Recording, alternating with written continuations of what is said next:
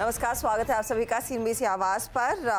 मैं हूं हर्षिता सावंत। आप देख रहे हैं खिलाड़ी नंबर 1। मार्केट के एक्शन पर नजरें रहेंगी, जहां पर आज का दिन थोड़ा सा बेहतर है। कल की अच्छी खासी तेजी के बाद आज हल्की बढ़त देखने को मिल रही है। इंडेक्स में 37 अंकों का इजाफा निफ्टी में।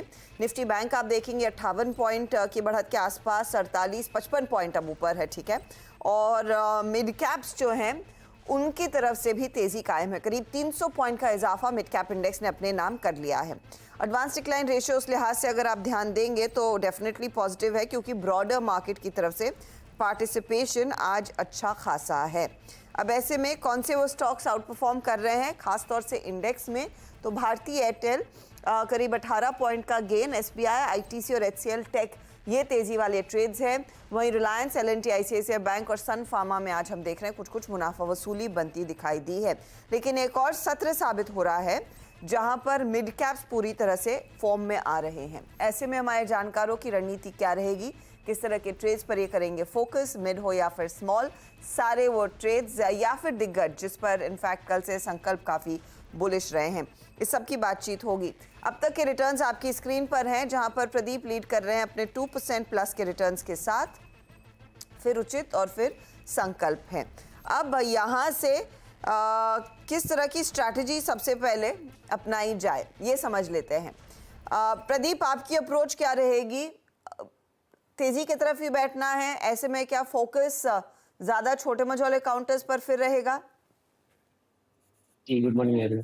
तो Nifty, bank Nifty, mid cap, small cap चारों इंडाइसेस के हमारा व्यू पॉजिटिव है। निफ्टी हमारे हिसाब से नेक्स्ट जो टारगेट आ रहा है वो करीबन 22,560 का आ रहा है। रिसेंट फॉल का ये 78.6% रिट्रेसमेंट लेवल है। तो अक्रॉस द बोर्ड हमको लगता है कि ये पॉजिटिविटी कंटिन्यू रहनी चाहिए। हालांकि कुछ पॉकेट्स ऑफ स्ट्रेंथ जरूर है, तो वहाँ पे हम खास फोकस करेंगे। और otherwise broader indices, benchmark indices, यहाँ पे हमारा across the board view positive है। संकल्प, आपकी अप्रोच क्या रहेगी, क्योंकि कल और आज में मार्केट और स्टेबल दिख रहा है? जी, नमस्कार हर्षिता जी। सबसे पहले आप सभी को हनुमान जन्मोत्सव की हार्दिक शुभकामनाएं। शुक्रिया आपको भी। The view is bullish. अभी एक बहुत अच्छे पुराने पिवट लेवल से निफ्टी में जो भी छोटा मोटी प्रॉफिट बुकिंग थी उससे स्टेबलाइज हुआ है। So the view is bullish and I see breakouts above 22,412 in Nifty and Bank Nifty थोड़ा सा weak है as compared to it. उसमें 48,100 के ऊपर we can expect a good bullish breakout. Okay, तो लेकिन अभी भी तेजी की तरफ ही बैठना है, राइट? और जी, आपने जी। कल दिग्गजों पर फोकस किया था, वही सिलसिला जारी रहेगा आज या फिर कुछ मिड कैप्स भी कंसिडर करेंगे? A mixed approach. Okay, Ruchit, आपकी अप्रोच क्या रहेगी?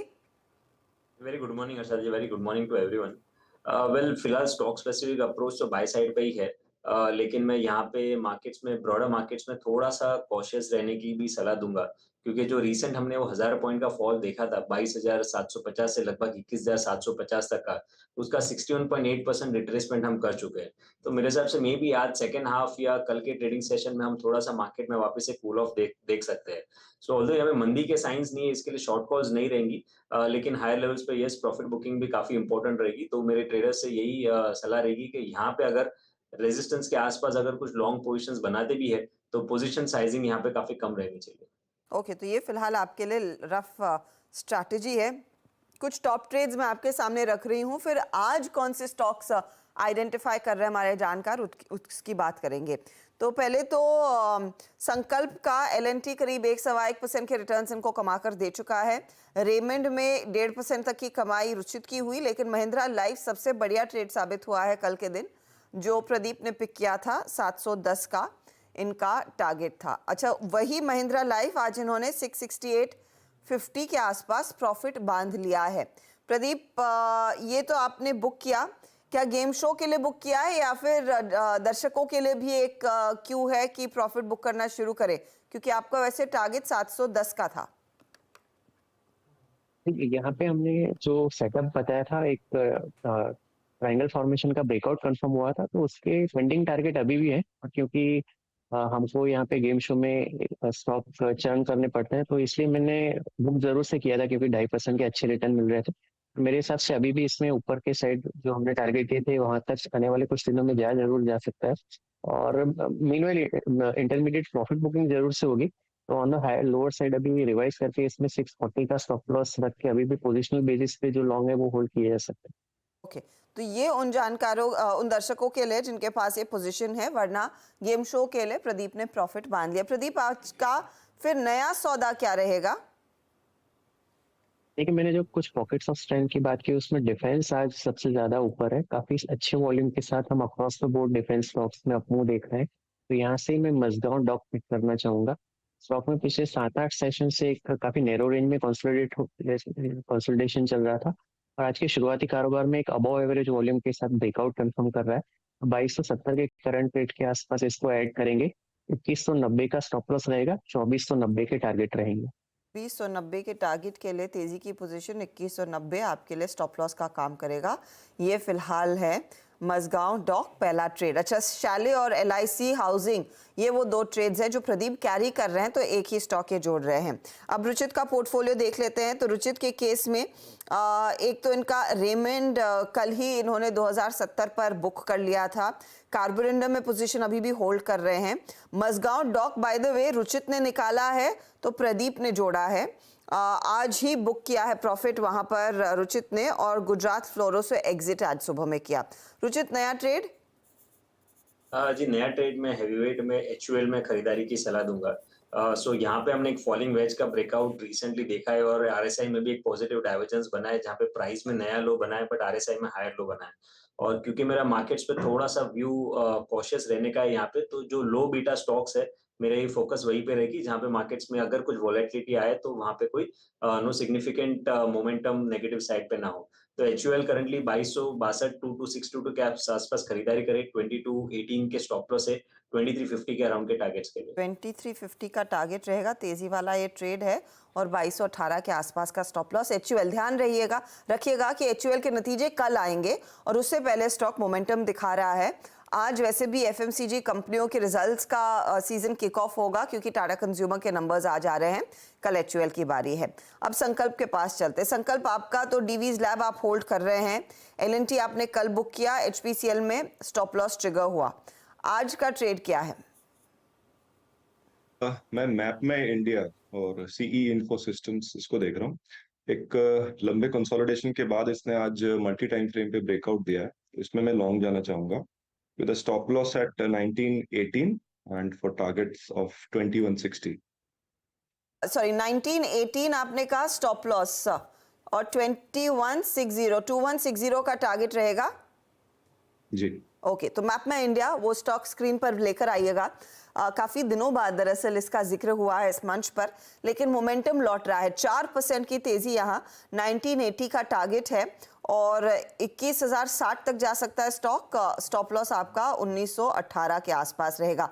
संकल्प, दूसरा ट्रेड इस समय आइडेंटिफाई किया है, जोड़ेंगे या फिर दोपहर का इंतजार करना चाहेंगे? मैं दोपहर में देना चाहूंगा। कुछ हैं स्टॉक्स ब्रेकआउट पे, लेकिन अभी उनमें कंफर्मेशन नहीं। ठीक है। रुचित, आपका क्या इरादा है? मेरे हिसाब से मार्केट में अगर कोई डिप आता है तो मैं लोअर लेवल्स पे अपॉर्चुनिटी फाइंड करूंगा, रादर देन यहाँ पे रेजिस्टेंस के आसपास चेस करने से बेटर है। और टाइम लेंगे हमारे दोनों ही जानकार अपना अगला ट्रेड लेने से पहले। फिलहाल एक जगह संकल्प के पोर्टफोलियो में और एक जगह रुचित के पोर्टफोलियो में खाली है। जब तक आप लोग ढूंढते हो अगला ट्रेड, केशोराम इंडस्ट्रीज नतीजे आ चुके हैं और सुबह से ही हम मेंशन कर रहे थे कि लॉस थोड़ा सा बढ़ गया है। घाटा जो है वो करीब 244 करोड़ पर आया। EBITDA में 29% तक का प्रेशर देखने को मिला। मार्जिन जो 7% थे पिछले साल इसी तिमाही में, घटकर अब ये 3% घटे हैं, बेग योर पार्डन, 7% पर आ गए हैं। 10% के आसपास थे। अब हमारे साथ कंपनी के होल टाइम डायरेक्टर और CEO P राधाकृष्णन जुड़ रहे हैं। मिस्टर राधाकृष्णन, स्वागत है आपका CNBC आवाज पर। ये किस वजह से इतना प्रेशर देखने को मिला है कंपनी के कारोबार पर, अगर उसका अंदाजा दे सके, एंड एक टाइमलाइन भी हमें बताइएगा, शायद उस पर ज्यादा बाजार समझना चाहेगा कि अल्ट्राटेक के साथ जो विलय हो रहा है वो कब तक खत्म होगा, पूरा होगी process? Okay, the process will get completed in the second half of this financial year, anytime between September and March. Yes, on the price front, we have been facing a lot of pressure in the Q4. and the prices per bag have come down maybe 10 to 15 rupees on an average in the month of March from the exit of December. Okay, which is what brought the pressure on your business per se. ये pricing pressure लेकिन क्या अभी भी persist कर रहा है in the first quarter or it's a thing of the past? Pricing pressure, demand is bit not as it should be in the month of April, as we speak on 23rd of April. We hope things will pick up. Prices have slightly hardened by 5 rupees, 8 rupees, but not yet to the level of where we were at 31st December, if that is the reference rate. And what seems to be the reason for this lack of demand? Is it related to In elections? pockets like our core markets are Karnataka, Telangana, and Maharashtra.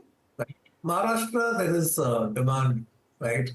And Telangana, I would say the demand is bit stagnant and circulation of money is bit lower. So the credit period and all this are getting elongated. And Karnataka, it is picking up now. So we feel between these three core markets, Telangana is where things should pick up. That's a cause for concern. So roughly what would the EBITDA per ton look like at this point in time and any signs of it improving in the near future?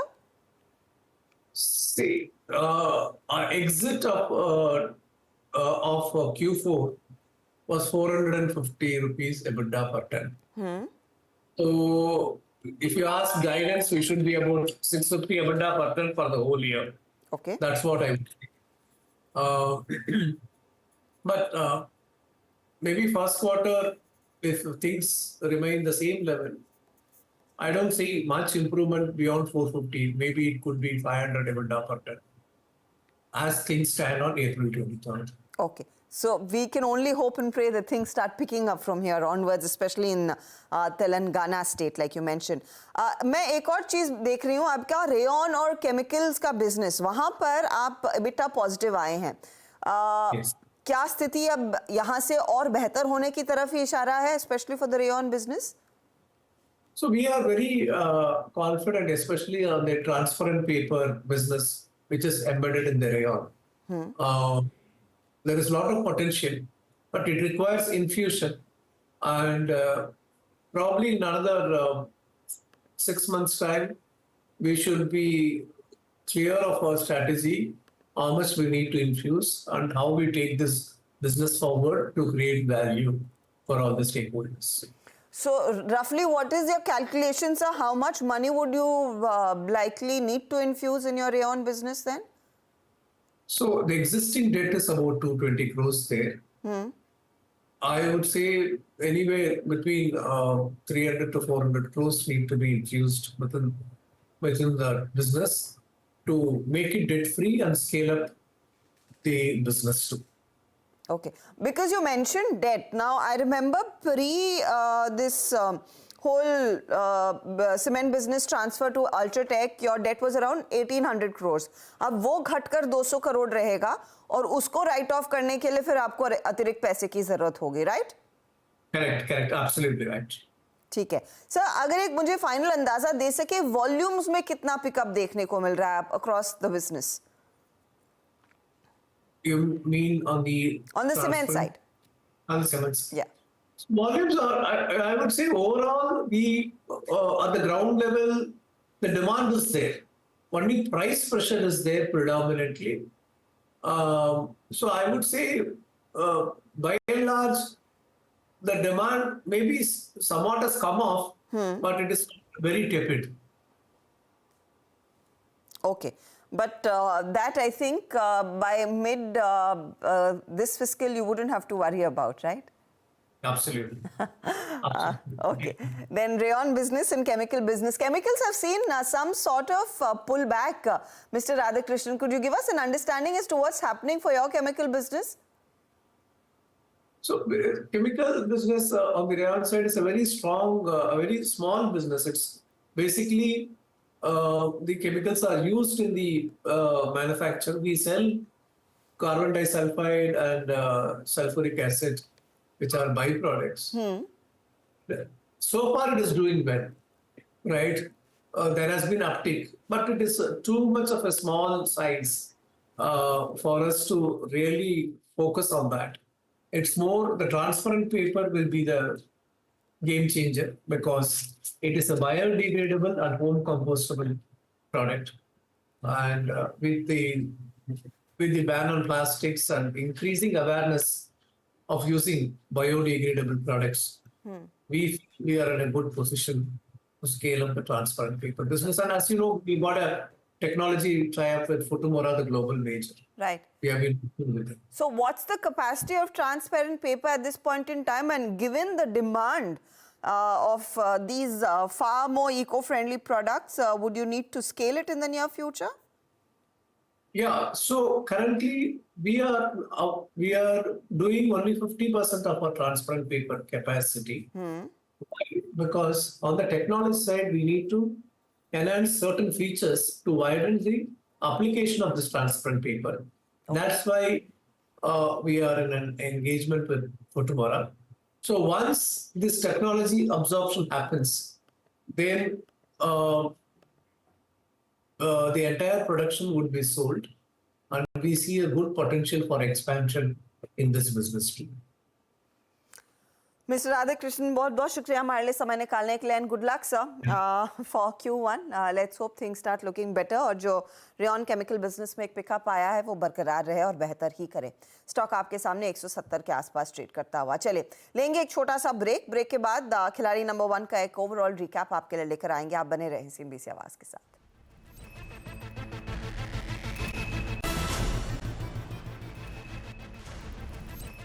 आप देख लें खिलाड़ी number 1 और market के action पर हमारी नजरें हैं. बाजार फिलहाल रेजिलिएंट है. 56 अंकों की बढ़त निफ्टी में अब 22,400 की तैयारी करता हुआ. आज याद रखिएगा 22,447 तक का हाई हमने छुआ है और निफ्टी बैंक में भी 74-75 अंकों की बढ़त देखने को मिल रही. स्पीच संकल्प ने एक और ट्रेड आइडेंटिफाई कर लिया है. संकल्प बताइए क्या निकाला? मैं ग्रासिम इंडस्ट्रीज को देख रहा हूँ. जो रीसेंट कंसोलिडेशन था उस पे मल्टी टाइम फ्रेम पे बहुत अच्छा ब्रेकआउट है, तो इसमें लॉन्ग जा सकते हैं for a target of 2422 and stop loss इसमें रहेगा 2288. 422 के लिए एक मौका तेजी का आप पकड़ रहे हैं और 2288 स्टॉप लॉस रहेगा. ये है फिलहाल आपके लिए पिक संकल्प की तरफ से ग्रासिम पर. चलिए सारे ट्रेड जो सामने आए हैं, रुचित मेरे ख्याल में अभी भी इंतजार कर रहे हैं. इनका ट्रेड बाद में ही जोड़ेंगे. जो ट्रेड्स आए हैं सामने उसका ब्यौरा आपके सामने. तो रुचित ने एक जगह खाली रखी है. जो नया ट्रेड है वो है HUL का 2350 टारगेट और 2218 का स्टॉप लॉस. कार्बोरंडम में अब कैरी किया है ट्रेड 1360 वाला. 0.78% के गेन्स कार्बोरंडम दिला रहा है और HUL 0.11% तक का रिटर्न इनको कमा कर दे रहा है. प्रदीप के ट्रेड्स देखें तो 2 इन्होंने कैरी किए, एक नया जोड़ा. जो नया ट्रेड आया है वो है मसगांव डॉक. 2490 का टारगेट है और 2190 stop loss. LIC housing carry किया है 715 के टारगेट के लिए 645 स्टॉप लॉस. 960 टारगेट शाले का कैरी कर रहे हैं. 848 का यहाँ पर इनका स्टॉप लॉस है. रिटर्न्स की सिचुएशन अब आपकी स्क्रीन पर. 1% की कमाई LIC हाउसिंग में, आधे % से ज़्यादा की कमाई शाले में एंड 1.05% की कमाई मसगांव डॉक में. अब आते हैं संकल्प के पोर्टफोलियो पर. डीवीज लैब इन्होंने कैरी किया और 2 नए ट्रेड्स आए हैं. डीवीज का टारगेट तो पहले 3846 इंटैक्ट है, होल्ड कर रहे हैं उस ट्रेड को. सी इन्फो सिस्टम्स यानी कि मैपमा इंडिया 2160 का टारगेट, 1918 का स्टॉप लॉस और ग्रासिम फिर बाय साइड की तरफ आता हुआ 2422 का टारगेट है और 2288 स्टॉप लॉस. रिटर्न्स देखिए, सी इन्फो इनके लिए 0.81% के रिटर्न्स दे रहा है. ग्रासिम 0.43 एंड 0.40 डीवीज गेन दिखा रहा है. अब ओवरऑल रिटर्न की सिचुएशन क्या बैठ रही है? सभी जानकार पहले तो पॉजिटिव में आ गए हैं. प्रदीप की लीडरशिप थी, अब वो बढ़कर 5% हो गई है. रुचित अब 2-2.5% के रिटर्न्स पर है एंड आधे % से ज़्यादा, इनफैक्ट नियरली 1% के रिटर्न्स अब संकल्प के बन रहे हैं. तीनों जानकार अब पॉजिटिव टेरिटरी में. अब देखेंगे यहाँ से आगे किसका पोर्टफोलियो ज़्यादा और एक्शन दिखाता है. ध्यान रखें HUL के साथ एक जगह खाली रखी है रुचित ने अपने पोर्टफोलियो में. वो ट्रेड दोपहर में आएगा। तो जो भी अपडेट हमारे जानकारों की तरफ से आएगा वो हमारे सोशल मीडिया हैंडल्स पर आएगा ज़रूर, और 1 बजे मिड कैप मंत्र में उसका अपडेट भी हम देंगे। Good luck to you gentleman आज के ट्रेड के लिए। चलिए लेंगे एक ब्रेक के बाद पूरा फोकस कमोडिटी मार्केट के एक्शन पर।